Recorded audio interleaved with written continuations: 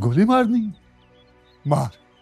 ढूंढो फिर भी नहीं मिलते ऐसे लोग जो किसी का एहसान याद रखें, लेकिन यूसुफ और मरियम को देखकर लगा है इंसानियत और प्यार आज भी इस दुनिया में मौजूद है, और एहसान का बदला अगर जान देकर भी चुकाना पड़े तो वो ये करने से पीछे नहीं हटेंगे। वेलकम बैक दोस्तों, शुरू करते हैं मन जोगी एपिसोड 4 का रिव्यू। मुझे इसमें काफी थ्रिलिंग सीन्स देखने को मिले। एग्जीक्यूशन सीन्स की कहाँ जबरदस्त लगी और कौन से डायलॉग सीरियस सिचुएशन में भी बहुत फनी मालूम हुए, इन सब के बारे में आज की इस वीडियो में हम बात करेंगे। तो वीडियो के साथ एंड तक बने रहिए। वीडियो पसंद आए तो लाइक जरूर करना और अपनी राय वीडियो देखने के बाद कमेंट में जरूर देना कि आप मुझसे एग्री करते हो या नहीं। यही पाबंदी मेरी आज़ादी है। एपिसोड के सीन्स की बात करें तो तलाक नहीं हुई और आलिया का डायलॉग के निकाह की पाबंदी ही सच में उसकी आज़ादी बनी रहेगी। वो शबीर से तो महफूज रहेगी, ये तो हो गया। पर यहाँ एक चीज जो हाईलाइटेड थी वो ये कि आलिया को जैसे ही पता चला कि इब्राहिम मस्जिद नहीं जाएगा, उसने फौरन उसके साथ जाने का सोचा। यहाँ ये पॉइंट भी उठता है कि आखिर कौन किसको प्रोटेक्ट कर रहा है, आलिया इब्राहिम को सहारा दे रही है या इब्राहिम आलिया को? तो जवाब यही सामने आता है कि रिस्पेक्ट और कंसर्न के ताल्लुक से ये रिश्ता शुरू हुआ है, जो ऐसे मोड़ पे जाकर रुकेगा जहाँ उन्हें एक दूसरे का साथ जिम्मेदारी और हालात की मजबूरी से नहीं बल्कि खुद की मर्जी और ख्वाहिश से चाहिए होगा। लेक्चर ना दें, मेरा मीटर आउट है।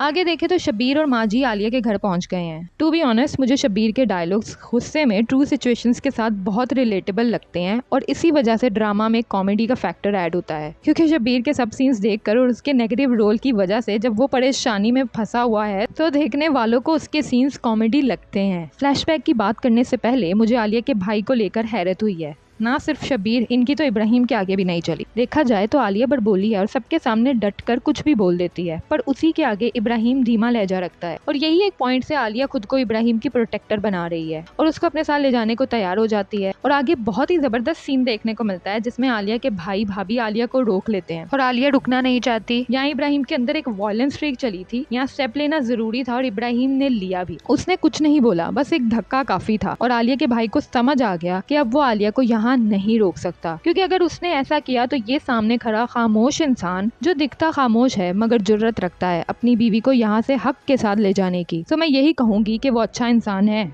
और वो कम बोलता है। तो इसका मतलब कोई हरगिज ये ना ले कि वो कमजोर है या ना समझ है। इब्राहिम जानता है कि उसको किस टाइम क्या स्टेप लेना है जो जरूरी है। ऐसा नमक हराम निकलेगा मैं सोच भी नहीं सकती थी। वैसे आजकल का दौर ऐसा है कि लोग इंसान तो क्या खुदा को भी अपने मामलात में खातिर में नहीं लाते, लेकिन इब्राहिम का आलिया को भगा कर ले जाना और शबीर की कैद से आज़ादी दिलाना उसका अपने रब के साथ ईमान का ताल्लुक जिंदा दिखाता है। इसलिए माँ जी ने जब इब्राहिम को नमक हराम कहा तो मुझे यही लगा कि माँ जी आप नहीं जानती कि वो इंसान किसके साथ ताल्लुक बना रहा है और किसका नमक हलाल है। वो अपना ईमान नहीं बेचेगा सिर्फ इसलिए कि आप दोनों उसको 2 वक्त का खाना खिलाते थे। वो 2 वक्त का रिस्क रब करीम का वसीला था और जो इंसान ये समझ जाए वो इंसान का मोहताज नहीं रहता। मूव करते हैं चर्च के सीन पे। तो आलिया के फादर की चर्च बचाते बचाते जान चली गई। फ्लैशबैक का ये सीन काफी थ्रिलिंग लगा मुझे।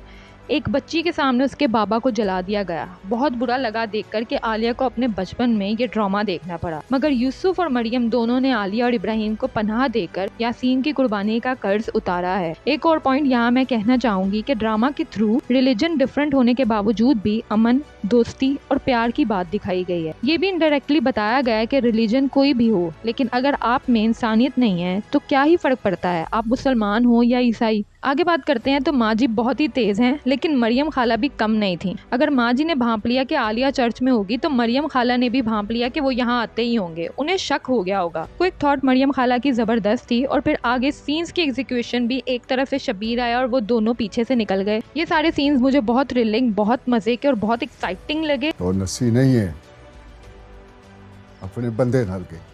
फिर शबीर के इत्र की खुशबू स्निफ करके जान लेना कि इब्राहिम यही था। ये सब कुछ फौरन दिखाया गया, मजा आया। बहुत थ्रिलिंग सीन था ये, जब शबीर ने यूसुफ को गन पॉइंट पे रखा था। कुछ भी हो सकता था, गोली चल सकती थी, लेकिन इस सीन ने एपिसोड में एक अलग लेवल की हाइप पैदा कर दी। वो मेरी बीवी है।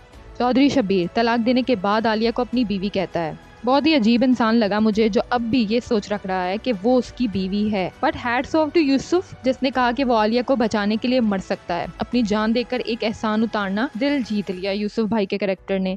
तो मैं यही कहूंगी कि अगर यासीन मरने का जज्बा रखता था तो यूसुफ भी कम नहीं है। दूर दूर क्यों बैठे हैं, पास हो जाएं।